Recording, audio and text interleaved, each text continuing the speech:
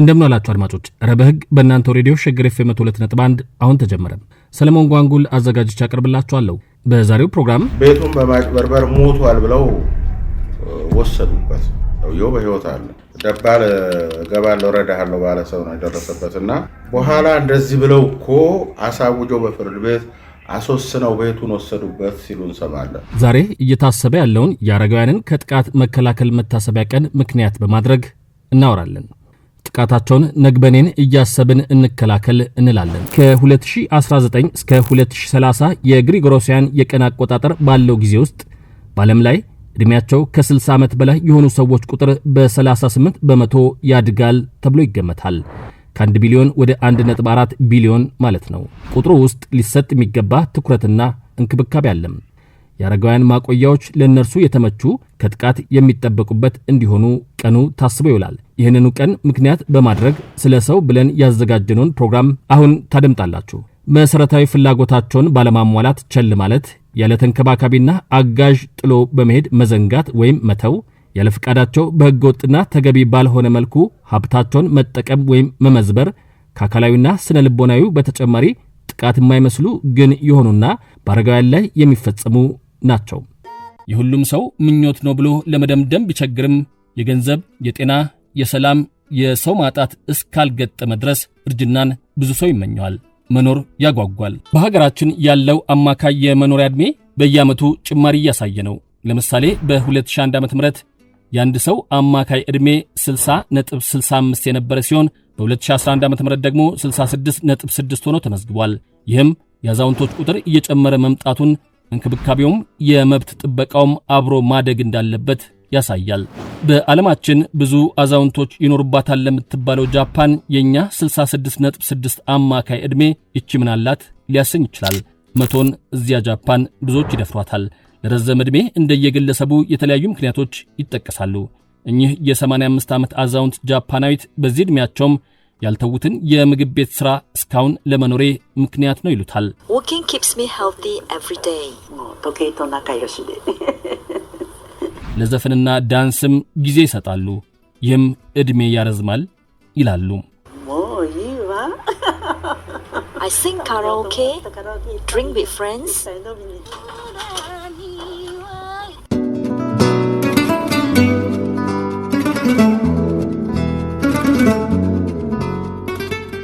አረ ለመሆኑ እርጅናስ በሀገራችን ቁጥሩ ስንት ነው? ይቅርታ አድማጮቼ፣ ደጋግሜ ካልኩት በኋላ ቃሉ አሉታዊ ትርጉም ያለው መስሎ ተሰማኝ። አዎ እርጅና የሚለው አገላለጽ በቅቶታል፣ ከእንግዲህ አያገለግልም አይነት ስሜት አለው። ደግሞ ለቁሳቁስም ይውላል። እናም ከእርሱ ይልቅ አዎንታዊ ትርጉም አላቸው ብዬ ያሰብኳቸውን የዕድሜ ባለጸጋ፣ አዛውንት፣ አረጋውያን የሚሉትን አገላለጾች እያፈራረኩ ልጠቀም። ጥያቄንም አስተካክዬ ልጠይቅ። በሀገራችን የዕድሜ ባለጸጋነት ቁጥሩ ስንት ነው? የዕድሜ ባለጸጋነት የዕድሜ መግፋትን ተከትሎ የአካልና የአእምሮ እየደከሙ መምጣት ይገልጸዋል። የቁጥሩ መጨመር ብቻውንም የአካልና የአእምሮ ድካምን ላያስከትል ይችላል። ለማሳያ የሚሆኑ በ70ና 80 ዓመታቸው ቀልጠፍና ነቃ ያሉም ሰዎች ያጋጥማሉ። ይህም ሆኖ በዓለም ላይ በብዙ ሀገሮች ከ60 እስከ 65 ዓመት ያለው ዕድሜ ከጎልማሳነት ወደ የዕድሜ ባለጸጋነት የመሸጋገሪያ ድልድይ ሲሆን 65 ዓመትና በላይ የሆኑ እንደ የዕድሜ ባለጸጋ ይቆጠራሉ። በሀገራችን ዕድሜያቸው ከ65 ዓመት በላይ የሆኑ ሰዎች ቁጥር በየጊዜው እየጨመረ ይገኛል። እንደ የኢትዮጵያ ስታቲስቲክስ መስሪያ ቤት የ2013 ዓ.ም መረጃ ከሆነ በ2002 ዓ.ም ከሀገራችን ጠቅላላ ሕዝብ 3.3 በመቶ የሚሆኑት ዕድሜያቸው ከ65 ዓመት በላይ የነበረ ሲሆን ይህ መቶኛ በ2007 ዓ.ም ወደ 3.45 በመቶ፣ በ2012 ዓ.ም ደግሞ ወደ 3.54 በመቶ አድጓል። 60 ዕድሜን መነሻ ካደረግን ደግሞ ቁጥሩ ይጨምራል። ከ60 ዓመት በላይ ዕድሜ ያላቸው ኢትዮጵያውያን ከጠቅላላው ሕዝብ ቁጥራችን ከ5 በመቶ በላይ ይሆናሉ። እኚህ ሁሉ የዕድሜ ባለጸጎች በቅጡ ብንይዛቸው ካለፈው ሕይወታቸው ብዙ ሊያካፍሉ የሚችሉ ሀብቶቻችን ናቸው። ማውራታችንም ሀብትነታቸውን በማሰብ ጭምር ነው።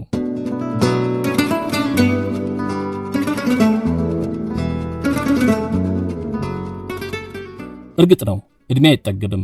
ግና በጤና በተንከባካቢና እንክብካቤ ካልተደገፈ ዕድሜን ለተመኙት ስጋትና ጭንቀትን ይዞ ይመጣል። ብዙ ማጣቶችም ሊከተሉ ይችላሉ። የምግብ፣ የመጠለያ፣ የጤና፣ የፍትህ ማጣት ከእጦቶቹ መካከል ይጠቀሳሉ። የዕድሜ ባለጸጎቹ ሀገር ጃፓን የባለብዙ ዕድሜዎቹና የመንከባከቢያ ማዕከላት ብዛት አልመጣጠን ብሎ አዛውንቶቹም መንግስታቸውም ተቸግሯል። የሰራተኛው ቁጥርም በማነሱ ሮቦቶች እንደ መፍትሄ ተወስዷል።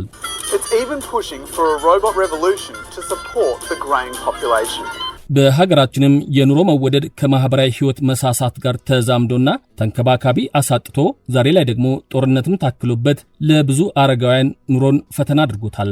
የድህነት መቀለጃ የሆኑም ብዙ ናቸው። በመንከባከቢያ ተቋም የገቡት ዕድሜ 106 ዓመት ነው የሚሉት አዛውንትን አየኋቸው። ልጆቼም አይጠይቁኝም አሉ። Mr. Magetsu claims he is 105 years old. He has been living here for 6 years. He worked for an Italian doctor for many years, but since he left, he stays alone. His children don't visit him. ከቅርብ ጊዜ ወዲህ በተለይ በኮሮና ሰሞን በየሰፈሩ ያሉ ወጣቶች ለአረጋውያን የሚያደርጉት እንክብካቤ ተስፋ የሚሰጥና መሰረት ያለው እንዲሆን ሊታገዝ የሚገባው ነው።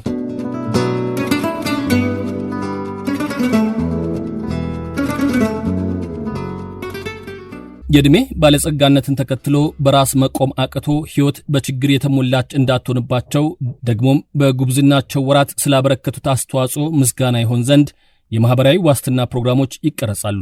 ጡረታ አንዱ ማሳያ ነው። በሀገራችንም ለረጅም ዓመታት ለመንግስት ሰራተኞች ብቻ ይሰጥ የነበረው የጡረታ ክፍያ ከቅርብ ጊዜ ወዲህ የግል ድርጅት ሰራተኞችንም አካቷል። በእርግጥ የክፍያው መጠን የዚህን ጊዜ የኑሮ ውድነትን መቋቋም የሚያስችል ነውን የሚለውን ለጠየቀ ምላሹ አሉታዊ ስለመሆኑ አይጠረጠርም።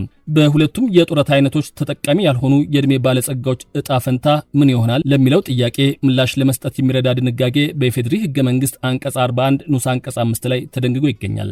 መንግስት የአካልና የአእምሮ ጉዳተኞችን፣ አረጋውያንና ያለወላጅ ወይም ያላሳዳጊ የቀሩ ሕፃናትን ለማቋቋምና ለመርዳት የሀገሪቱ የኢኮኖሚ አቅም በፈቀደው ደረጃ እንክብካቤ ያደርጋል ሲል ይደነግጋል። በዚህ መሰረት ከዓለም አቀፍ ድርጅቶች ጋር በመተባበር የዕድሜ ባለጸጎች የሴፍቲኔት ተጠቃሚ እንዲሆኑ እየተሰራ ሲሆን እንደ ግሪጎሮሲያን አቆጣጠር በ2018-19 310,532 የዕድሜ ባለጸጎች የሴፍቲኔት ተጠቃሚዎች ሆነዋል ተብሏል። እንደ ሜቄዶኒያ ያሉ በባለ መልካም ልቦች የሚሰሩ የአረጋውያን መንከባከቢያዎችም ዕድሜ ፈተና እንዳይሆን ብዙ አስተዋጽኦ እያበረከቱ ይገኛሉ። የዕድሜ ባለጸጋነትና ፍትህ የማጣት ስጋት። በቋሚ የሥራ መደብ ላይ ጊዜያዊ እያለ በየዓመቱ ውል እያስፈረመ ለዓመታት ቢያሰራቸው ጊዜ መስሪያ ቤቱን ቋሚ አድርገኝ ሲሉ ጠየቁም። ለጥያቄያቸው ምላሹ 21 ዓመታት ካገለገሉበት የመንግሥት ሥራቸው በባዶ እጅ መሰናበት ነበርም። ፍርድ ቤት ተመላልሰው በግላቸው አልቃና ቢላቸው ፍትህ ሚኒስቴር ሄዱ። መስሪያ ቤቱም በነጻ ጥብቅና እንድቆም ወደ እኔ መራቸው። ስንገናኝ በሕጉ አግባብ ቢሆን ለጡረታ 3 ዓመት ቀርቷቸው በፍትህና ጤና ማጣት ተጎሳቁለው ነበረ። አጎሳቋዩ ራሱ የመንግሥት ተቋም በመሆኑም አስገርሞኛል። ደግሞ ሌላም ብቸኛ መሆናቸውን አጥንቶ ተከራይ ሆኖ ወደ ቤታቸው የገባው ክፋትና ተንኮልን በልቡ ይዞ ነበረም። ለዓመታት በሰሩት የጠጅ ንግድ ያጠራቀሙት ገንዘብ እንዳለ ያወቀው ሰው ዋስ ሁኑኝ ብሎ እንዲያምኑት አዲስ አበባ ሥላሴ ቤተክርስቲያን ወስዶ ማንበብና መጻፍ የማይችሉትን አዛውንት እናት በሐሰት ያበሩለትን ሰዎች ምስክር አድርጎ በአንድ ወረቀት ላይ አስፈረማቸው። ያን ያስፈረማቸውን ወረቀትና ጀሌዎቹን ይዞ 800 ሺህ ብር ብድር ተበድረው አልከፈሉኝም ብሎ ፍርድ ቤት ሲያቆማቸው አፍታም አልቆይም። አሳስቶ ነው ያስፈረመኝ ጩኸታቸው ሰሚ አጥቶ ተፈረደባቸው። ይግባኝ ብለው ፌዴራል ጠቅላይ ፍርድ ቤት ሄዱ።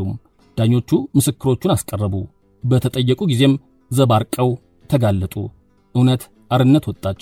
አዛውንቷም እፎ ያሉም። የፌዴራል ጠቅላይ ፍርድ ቤት ዳኞች አሁን ባልገለጽኩላችሁ የግል ጥረታቸው ጭምር እውነቱን ባይደርሱበት ኑሮ ባልበሉት ገንዘብ ቤታቸው በዕዳ ሊሸጥ ከጫፍ ደርሶ ነበርም። በሐሰት ተሽጦ ቢሆን መውደቂያቸው የት ይሆን ነበር? የዕድሜ ባለጸጋነትና ፍትህ የማጣት ስጋትን በአንድ አድርጌ ባሰብኳቸው ቁጥር እኚህ እናት ትዝ ይሉኛል።